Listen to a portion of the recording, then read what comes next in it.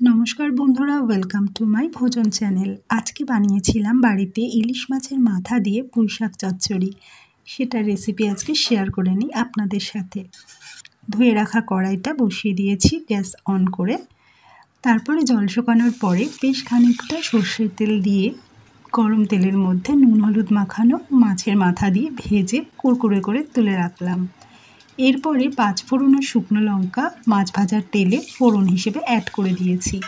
এবারে ভালো করে কেটে ধুয়ে রাখা আলু, কুমড়ো আর পুঁই শাকের ডাঁটাগুলো তেলের মধ্যে দিয়ে বেশ কিছুটা হলুদ আর স্বাদমতো নুন দিয়ে ভেজে নিয়েছি।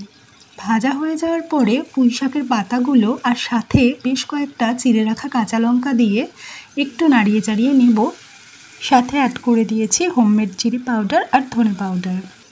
বেশ খানিকক্ষণ নাড়িয়ে চাড়িয়ে তারপরে দিলাম বেশ খানিকটা জল, যাতে করে আলু আর কুমড়োগুলো সেদ্ধ হয়ে যায়।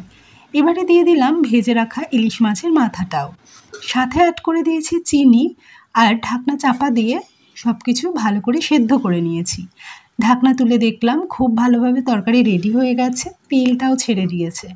ব্যাস, একদম রেডি ইলিশ মাছের মাথা দিয়ে পুঁইশাক চচ্চড়ি। যদি রেসিপিটি ভালো লেগে থাকে তাহলে লাইক আর কমেন্ট করবেন। চ্যানেলটি ভালো লাগলে প্লিজ সাবস্ক্রাইব করবেন। Thanks for watching.